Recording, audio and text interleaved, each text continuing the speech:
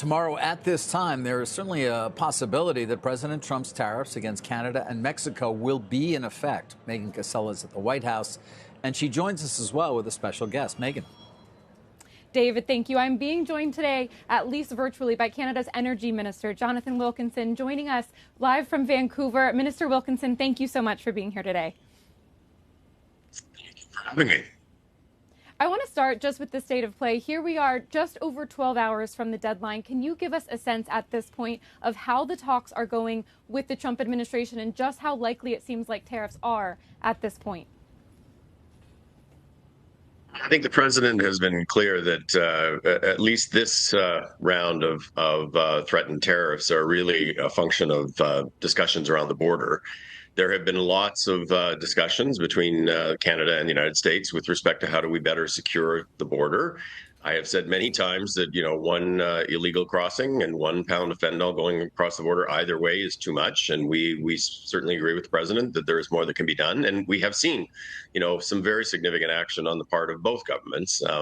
Fentanyl seizures are down about 97% in the last couple of months across from Canada, and that was from a very low number. So I do think that we're making progress in those conversations, but I would say whether the president agrees and whether he moves to put tariffs in place, I think ultimately it's going to be the president's decision, and I'm not sure anybody knows what the answer to that's going to be.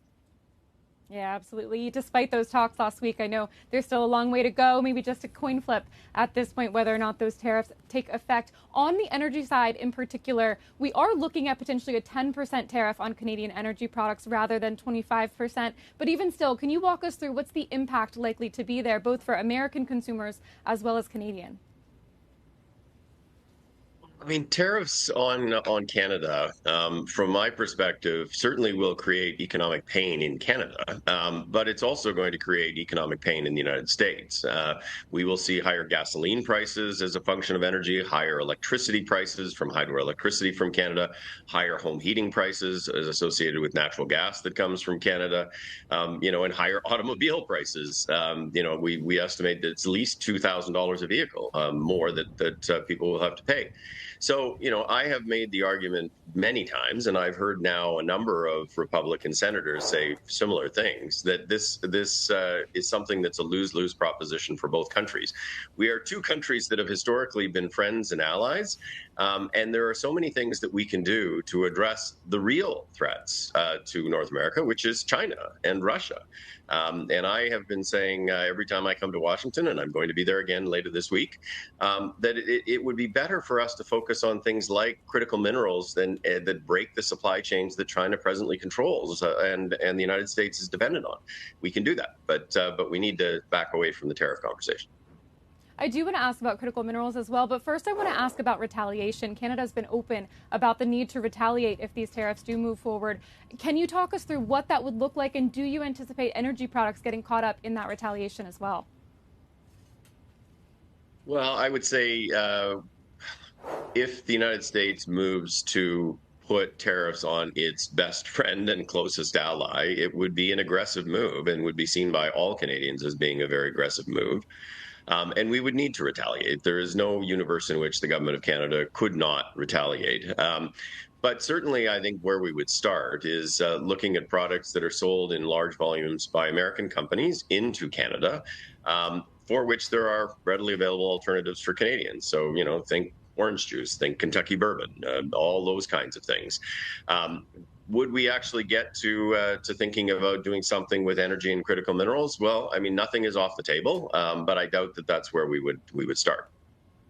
Not the first round, certainly. On critical minerals, what would further cooperation look like? And if the U.S. didn't take Canada up on that offer, where is it looking elsewhere? Where would it have to look elsewhere for more supply of critical minerals?